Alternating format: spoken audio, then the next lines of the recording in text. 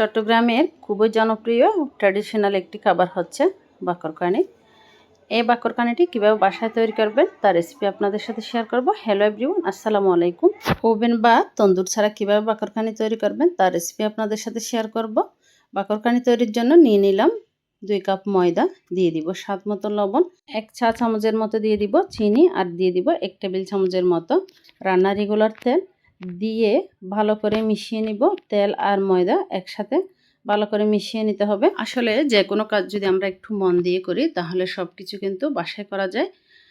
তো এগুলো আমার কিন্তু সব কিছু মিশানো হয়ে গেলে এখন আমি এখানে অল্প অল্প পানি দিয়ে একটি ডো তৈরি করে নেব। ডোটা এমনভাবে তৈরি করব, নরমও হবে না বা শক্তও হবে না। পানিটা কিন্তু আমি অল্প অল্পই দিলাম, একবারে পানি দিতে যাবেন না, অল্প অল্প দিয়ে কিন্তু এই ডোটা তৈরি করতে হবে। আমি এখন এটা 5 থেকে 6 মিনিটের জন্য একটু ময়ান করে নিব, যাতে করে একটু সফট হয়ে যায়। এই যে আমার ডোটা কিন্তু এখন একদম সফট হয়ে গেছে। এখন আমি এটা রেস্টে রেখে দিব 10 থেকে 12 মিনিটের জন্য। এখন আমি একটি লিকুইড তৈরি করে নিব। এখানে নিয়ে নিয়েছি 2 টেবিল চামচ তেল, 1 টেবিল চামচ বাটার ঘি, আর দিয়ে দিব কর্নফ্লাওয়ার। এই 3টা জিনিস দিয়ে, কর্নফ্লাওয়ারটা 10 চামচের মতো দিয়ে দিছি। এই 3টা জিনিস দিয়ে একটা লিকুইড তৈরি করে নেব। এই লিকুইডটা বাকরকানি তৈরির ক্ষেত্রে ম্যাজিকের মতো কাজ করবে একদম। আমার এটা মিশানো হয়ে গেছে, এখন এক পাশে রেখে দিব। এখন আমি চলে যাব প্রায় 12 মিনিট পর আমার ডোটা দেখব কি অবস্থায় আছে। এটা কিন্তু একদম সফট হয়ে গেছে, এই যে হাত দিয়ে ধরলে বুঝতে পারছেন আপনারা। এখন আমি আরও 2 থেকে 3 মিনিটের মতো আরেকটু ময়ান করে নেব। ময়ান করে নিয়ে লেচি কেটে নেব। তো আপনারা যে সাইজের করতে চান বাকরকানিগুলো ওই সাইজের করে লেচি কেটে নেবেন। এখন আমি এক পাশে তুলে রেখে একটা লেচি দিয়ে একটি একদম রুটি তৈরি করে নিব। এত পাতলা করে রুটিটা তৈরি করব, মানে যতটুকু পাতলা করা যায় ততটুকু। আমি একদম পাতলা করে কিন্তু রুটিটা তৈরি করে নিয়েছি।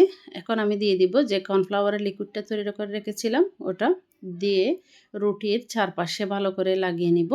একদম চারপাশে এমনভাবে হয় যাতে এরকম করে লাগিয়ে নেব। 2 পাশ থেকে 2টা বাঁশ দিয়ে দিলাম, দিয়ে আবার 2 পাশ থেকে 2টা বাঁশ দিয়ে এভাবে ধরে একটি লেচি তৈরি করে নিব। আসলে বাঁশটা আমি কিভাবে দিলাম এই জিনিসটা হচ্ছে আপনাদের দেখে বুঝে নিতে হবে। এটা আসলে মুখে বলে করানো আসলে সম্ভব না। এই যে আমি গোল করে নিলাম এটা। এখন এটা আমি রেস্টে রেখে দিব প্রায় 5 মিনিটের মতো। এই যে 5 মিনিট পর ফিরে আসলাম। হাত দিয়ে একটু চেপে বড় করে দিয়ে বেলনির সাহায্যে করে বেলে নিব। তো আজকের রেসিপিটি যদি আপনাদের ভালো লেগে থাকে তাহলে আমার পেজটিতে ফলো দিয়ে সাথে থাকবেন। আর ভিডিওতে একটি লাইক, কমেন্ট, শেয়ার করে অন্যদের দেখার সুযোগ করে দিবেন। ইউটিউব চ্যানেল থেকে দেখে থাকলে তাহলে আমার চ্যানেলটি সাবস্ক্রাইব করে পাশে থাকবেন। আর ভিডিওটি কে কোথায় থেকে দেখছেন জানাতে একদম ভুলবেন না। তো আমি তাওয়াটা গরম করে এই বাকরকানিটি চুলায় দিয়ে দিলাম। দিয়ে উপরে কর্নফ্লাওয়ারের মিশ্রণ থেকে একটু হালকা লাগিয়ে নিলাম।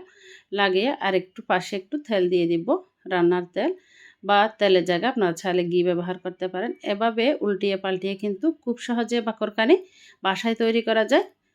এই যে আমি কিন্তু একদম লাল করে ভেজে নিয়েছি, আপনারা চাইলে আরও একটু হালকা রাখতে পারেন। আমার ভাজা হয়ে গেলে আমি এখন আরেকটি ভাজতে দিয়ে দিলাম চুলায়। এই যে আমি এখন বাকরকানির উপরে হালকা একটু শিরা দিয়ে দিলাম। চিনির সাহায্যে অল্প পানি মিক্স করে শিরাটা তৈরি করেছি। এটা দেখে কেমন লাগতেছে আপনাদের অবশ্যই জানাবেন। আজকে এই পর্যন্ত।